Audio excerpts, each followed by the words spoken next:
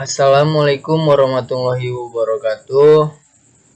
Perkenalkan, nama saya Iman Syasilain, NIM 619331153 dari kelas PJKR 4E 2019. Di sini saya akan menjawab soal-soal ujian akhir semester dari mata kuliah Strategi Pembelajaran Penjas. Dan di sini saya akan membacakan soal nomor 1, yaitu soalnya Permendiknas nomor 16 tahun 2007 disebutkan ada 4 standar kompetensi guru profesional. Sebutkan dan jelaskan pengertian tujuan kompetensi tersebut.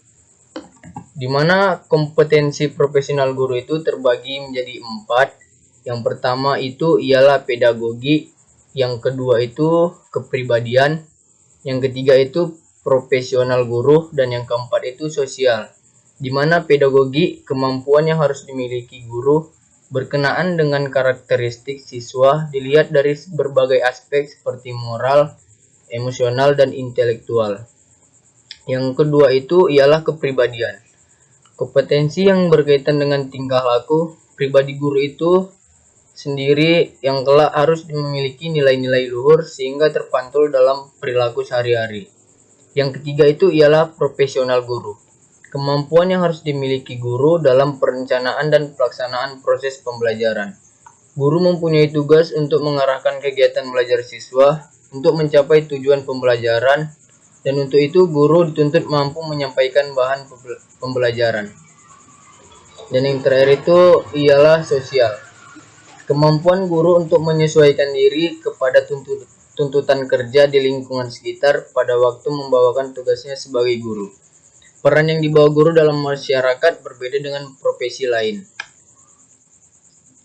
Tujuan standar kompetensi profesional guru yang pertama itu ialah pedagogi.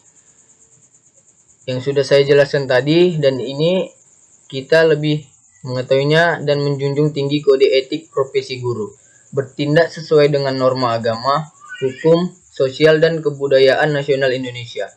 Yang kedua, menampilkan diri sebagai pribadi yang mantap, stabil, dewasa, arif, dan berwibawa. Dan yang kedua ini ialah kepribadian, di mana ada menguasai teori belajar dan prinsip-prinsip pembelajaran yang mendidik, terus melakukan tindakan reflektif untuk peningkatan kualitas pembelajaran. Dan yang terakhir ialah memanfaatkan hasil penilaian dan evaluasi untuk kepentingan pembelajaran. Yang ketiga, sosial. Beradaptasi di tempat yang memiliki keragaman sosial budaya, berkomunikasi secara efektif, empatif, dan santun, bersikap inklusif, bertindak objektif, serta tidak diskriminatif. Yang keempat, profesional, yaitu memanfaatkan teknologi informasi dan komunikasi untuk berkomunikasi dan mengembangkan diri. Yang kedua, menguasai standar kompetensi dan kompetensi dasar mata pelajaran atau bidang pengembangan yang diampu. Dan yang terakhir, mengembangkan materi pembelajaran yang diampu secara kreatif. Pendekatan pembelajaran. Tujuan pendekatan pembelajaran yang pertama itu menunjukkan garis-garis rujukan dalam perancangan pembelajaran. Yang kedua, menganalisa masalah-masalah yang terjadi pada saat pembelajaran. Dan yang ketiga, membantu dalam penilaian dari hasil penelitian dan pengembangan yang telah dilakukan. Model pembelajaran yaitu di mana yang dirancang sedemikian rupa dan dilaksanakan dari awal hingga akhir kegiatan belajar mengajar. Tujuan model pembelajaran yaitu bertujuan untuk mencapai tujuan khusus dengan menerapkan langkah yang sudah ditentukan.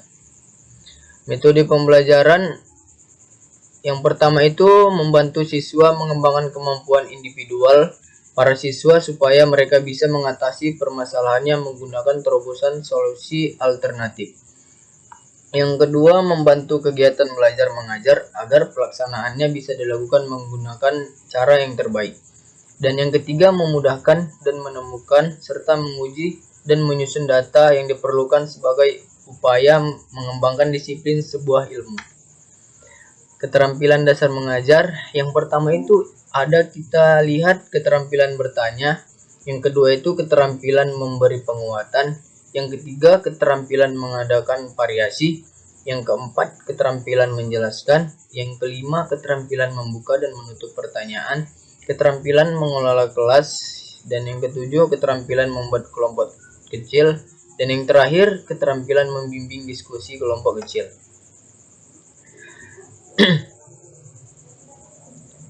Di sini kita lihat tujuan yang hendak dicapai, situasi kondisi pengajaran di mana berlangsung, kemampuan guru, fasilitas yang tersedia, kemampuan anak didik, dan yang terakhir kebaikan dan kekurangan metode.